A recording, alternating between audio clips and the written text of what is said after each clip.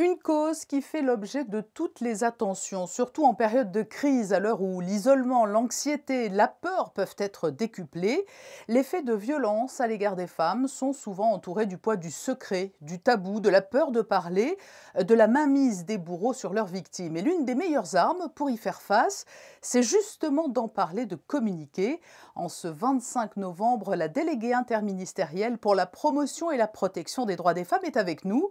Bonsoir Céline Cotalorda. Bonsoir Patricia Navarro. Cette journée internationale contre les violences faites aux femmes trouve un écho à Monaco. Quel est l'état des lieux en principauté ? Eh bien, en principauté, nous avons malheureusement affaire à des cas de violence également, comme ailleurs dans le monde. L'INSEE a réalisé une étude en 2020 qui faisait état de 31 cas de violence recensés par la Sûreté publique. Au niveau du CHPG de l'hôpital de Monaco, c'était 113 femmes victimes de violences, sachant que toutes ces personnes n'habitent pas forcément sur le territoire monégasque. Et enfin, au niveau du tissu associatif, l'association d'aide aux victimes d'infractions pénales, la VIP, avait recensé de son côté 42 cas de violence. Le gouvernement monégasque a affiché au cours des dernières années une position ferme à l'égard des violences faites aux femmes et en a fait une cause qui compte avec la création du comité pour la promotion et la protection des droits des femmes ainsi que votre nomination. Depuis lors, de nombreuses mesures ont été mises en œuvre. Je peux citer l'information et la prévention autour des dispositifs d'aide et d'urgence pour venir aider les femmes victimes de violences, que ce soit donc au niveau des services du gouvernement que du tissu associatif, et puis de nouveaux dispositifs qui ont été mis en place à l'occasion du confinement, avec un signalement possible dans les pharmacies de Monaco, qui est toujours en vigueur, et la mise en place d'un email d'urgence auprès des services de la police. Un deuxième volet a également été mis en place avec de la formation auprès des professionnels qui ont à traiter des violences. À ce jour, nous avons formé près de 160 personnes avec un objectif affiché qui est de mieux prendre en charge les victimes de violences, mieux les orienter et tout en détectant ce phénomène de la violence. Et enfin, le troisième volet de notre action, ce sont les actions de sensibilisation et de communication qui sont mises en place, notamment à l'occasion de cette journée du 25 novembre. Oui, il y a l'action et la communication qui est primordiale. C'est la raison pour laquelle vous avez notamment voulu réaliser ce film que nous allons aussi découvrir à l'antenne. Tout à fait. Notre point central cette année, c'était les violences intrafamiliales.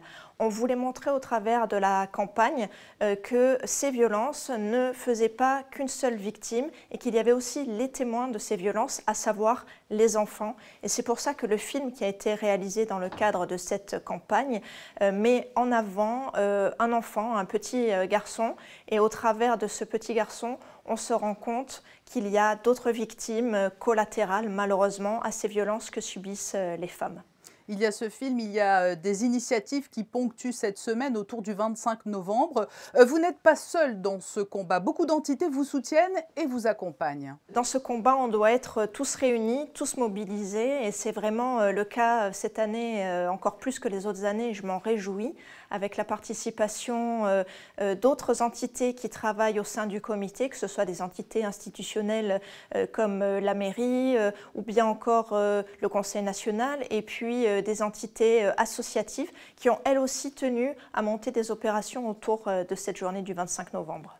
Céline Cotalorda, nous vous avions reçu au printemps dernier lors du confinement et nous avions évoqué le fait que le contexte d'enfermement, le contexte anxiogène pouvait malheureusement avoir des incidences sur les violences domestiques. Vous l'avez constaté au cours des derniers mois ? Alors je dirais que ce phénomène a été constaté dans de nombreux pays.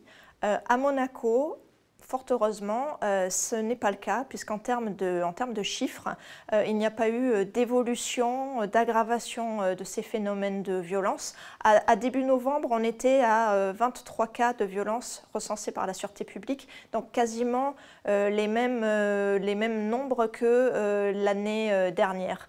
Donc, pas d'aggravation en principauté, ce qui ne veut pas dire qu'il n'y aurait pas eu d'autres violences, mais en tout cas de cas déclarés. En conclusion, vous avez évoqué en préambule de cet entretien les actions menées au cours des dernières années, des derniers mois. L'important projet à venir, c'est un projet de loi relatif aux infractions sexuelles pour permettre à la justice, en quelque sorte, d'encore mieux les réprimer. Tout à fait. L'objectif de ce projet de loi, c'est de mieux réprimer les agressions sexuelles en donnant des outils nouveaux à la justice. Et puis le deuxième objectif très important, c'est de placer l'absence de consentement au cœur du dispositif. Pour le dire de manière simple, le sexe sans consentement est un viol. Et donc ce projet, c'est un projet qui est vraiment très important dans la bataille que l'on mène pour la lutte contre les violences faites aux femmes. Et dès lors qu'il sera voté, il va nous permettre de poursuivre notre stratégie à long terme. Céline Cottalorda, merci pour cet éclairage alors que ce 25 novembre est la journée internationale des violences à l'égard des femmes. Merci à vous.